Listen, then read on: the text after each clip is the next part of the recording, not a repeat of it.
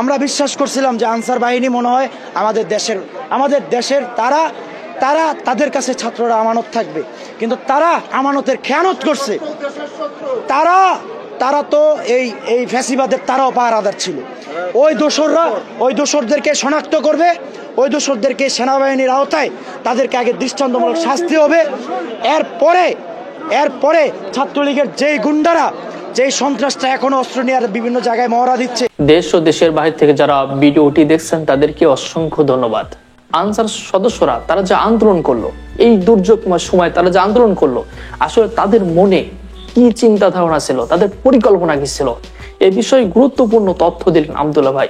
চলুন আমরা আগে তার বক্তব্যটি শুনে আসি। ছাত্রলীগের সাদ্দামের বাহিনী, ইরানের বাহিনী যমুনা ঘেরাও, ইউনূস স্যারের যেখানে অবস্থান তাদেরকে ঘেরাও করবে। কত বড় হ্যাডম তোমাদের হয়ে গেছে। তারা আমরা ডিজিএফআই বা অন্যান্য সরকারি যে সেনাবাহিনীর গোয়েন্দা সংস্থা, ওনাদেরকে আমরা তথ্য সঠিক সময়ে দিয়েছিলাম, যার কারণে তাদের এই অপতৎপরতা বন্ধ হয়ে যায়। আজকের ব্যাপারেও আমরা আশঙ্কা করেছিলাম, কিন্তু আজকে আমরা এতটা খারাপ পরিস্থিতি হবে আমরা ভাবি নাই। যদি ভাবতাম তাহলে আমরা কয়েকটা সাধারণ শিক্ষার্থীকে এখানে একা ছাড়তাম না। আমাদের কি লাখো শিক্ষার্থী আছে না বাংলাদেশে? তাহলে অবশ্যই সবাইকে নিয়েই এদেরকে সামনে যাইতাম। আজকে আমরা বিশ্বাস করছিলাম যে আনসার বাহিনী মনে হয় আমাদের দেশের তাদের কাছে ছাত্ররা আমানত থাকবে, কিন্তু তারা আমানতের খেয়ানত করছে। তারা তো এই ফ্যাসিবাদের তারাও পাহারাদার ছিল। ওই দোসরদেরকে শনাক্ত করবে, ওই দোসরদেরকে সেনাবাহিনীর আওতায় তাদেরকে আগে দৃষ্টান্তমূলক শাস্তি হবে। এরপরে ছাত্রলীগের যেই গুন্ডারা, যেই সন্ত্রাসটা এখনো অস্ত্র নিয়ে বিভিন্ন জায়গায় মহড়া দিচ্ছে, তাদেরকে গ্রেফতার করা হয় নাই। এদেরকে গ্রেফতার নিশ্চিত করবে। আমি সহ আমাদের বহু সংগঠকদেরকে এই 15 আগস্ট 16 আগস্টে হত্যা নিশ্চিত করতে চাইছিল। এরা হচ্ছে ছাত্রলীগের যে এজেন্টরা এখন ছাত্র সেজা ঢুকছে। তারা বিভিন্ন আন্দোলন, বিভিন্ন দাবি নিয়ে বিভিন্ন রাস্তায় তারা নামছে। এতদিন কোথায় ছিল? 18 বছর ধরে এই দুঃশাসন চলে। যখন আজকে যারা আজকে কোটা আন্দোলনের নেতৃত্ব দিচ্ছে, তাদের সমন্বয়ে যখন সাধারণ শিক্ষার্থীরা ঐক্যবদ্ধ হচ্ছে এবং সাধারণ পুরা দেশের আপামর জনগণ যখন ঐক্যবদ্ধ হইয়া ফ্যাসিবাদের পতন করছে, এখন তোমরা প্রত্যেকটা দাবি নিয়ে রাস্তায় নামছো। এতদিন কোথায় ছিল? এটা চক্রান্ত না হলে তো না, এটা চক্রান্ত। কারণ আজকে এই সরকারকে আগে স্থিতিশীল হইতে দিতে হবে, তাদের সময় দিতে হবে। সাধারণ শিক্ষার্থী, আমাদেরও তো বয়সের একটা ব্যাপার আছে। আমাদের এখন দেখেন, আজকে আনসারদের থাকার কথা ছিল কোথায়? আজকে তারা রাষ্ট্রীয় ভলেন্টিয়ার। তাদের থাকার কথা হচ্ছিল উদ্ধার অভিযানে। আজকে সেনাবাহিনী না, শুধু আজকে আমাদের ছাত্রছাত্রী, হাজার হাজার উদ্ধার অভিযানে গেছে, যার কারণে একটু ফাঁকা পাইছে। এই ফাঁকার মাঝখানে দিয়া এই সন্ত্রাসীরা আবার ছাত্রদের বুকে গুলি চালাইছে। একটা ভারতীয় এজেন্ডা বাস্তবায়ন করার জন্য তারা রাস্তায় আবার নামছে। এরা হলো খুনি হাসিনার দোসর, ভারতের দালাল। ইনশাআল্লাহ আমরা ছাত্র সমাজ এটা কখনো সফল হতে দিব না।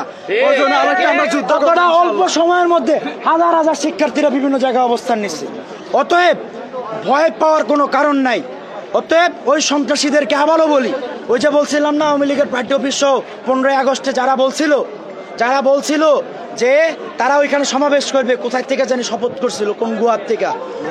15 আগস্ট না, শুধু আমরা লিখিত দিয়ে দিলাম। আমরা ভদ্রভাবে বলতেছি, রাজনীতি করার প্রত্যেকটা সংগঠনের অধিকার আছে, ঠিক আছে। নাশকতা করার চেষ্টা, পুনরায় ছাত্র জনতার উপরে হামলা করার চেষ্টা যদি কেউ করে,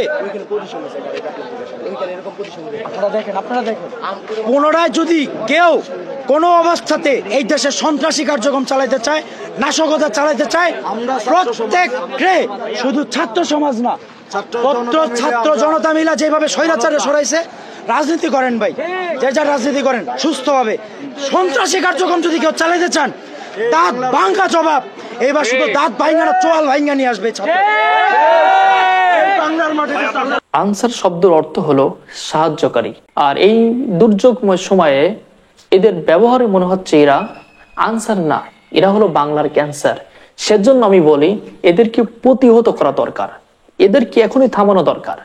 কারণ এই দুর্যোগময় সময়ে যারা পানিবন্দী আছে, অনেক মানুষ ফেনীতে, কুমিল্লা, খুলনা, অনেক জায়গায় মানুষ পানিবন্দী এখনো আছে। এখনো বন্যার মধ্যে কত মানুষ কষ্টের মধ্যে আছে, না জানি তারা তাদের পাশে যায় দাঁড়াবে তা না, এই সুযোগে দেখতেছে শিক্ষার্থীরা তারা বিভিন্ন জায়গায় এখন চলে গেছে, দুর্যোগময় সময় তাদেরকে সাহায্য করার জন্য তারা চলে গেছে। এই সুযোগটা তারা কাজে লাগানোর জন্য তারা মাঠে নেমে গেছে, তারা আন্দোলন করতেছে। এই দুর্যোগময় সময় তোমরা এতদিন কোথায় ছিলা? তোমরা যে এখন আন্দোলন করতেছ, তোমাদের জন্য আন্দোলন করতেছ, তোমরা এই 15 বছর কি করছো? এই 15 বছর তোমরা কিছু বলো নাই? মাত্র 17-18 দিনে কি সবকিছু সম্ভব? এই দেশকে যে তারা লুটপাট করে খেয়ে শেষ করে দিয়েছে, মাত্র এই কয়েকদিনে কি সবকিছু ঠিক করা সম্ভব? আসলে এরা হলো আওয়ামী দালাল, এরা হলো ছাত্রলীগ, নষ্ট লীগ, সবকিছু যারা এই নষ্ট লীগের ছেলে পেলেই এই আনসার বাহিনীতে বেশি আছে। সেজন্য এদের পরিকল্পনা অবশ্যই বিচারের আওতায় এনে অবশ্যই তাদেরকে রিমান্ডে নেওয়া হোক, তাদেরকে শাস্তি দেওয়া হোক। তাদের ভিতরে অবশ্যই অনেক তথ্য পাওয়া যাবে, এটা অবশ্যই আমাদের এই তথ্যগুলো নেওয়া প্রয়োজন। আর যারা এই আন্দোলন করেছে তাদেরকে বেছে বেছে তাদেরকে চাকরি থেকে বাদ দেওয়া হোক, এবং যারা বেকার যুবক আছে তাদেরকে আবার নতুন করে নিয়োগ দেওয়া হোক। আপনার কি মত? যারা ভিডিও দেখছেন আপনাদের কি মতামত অবশ্যই কমেন্টে জানাবেন।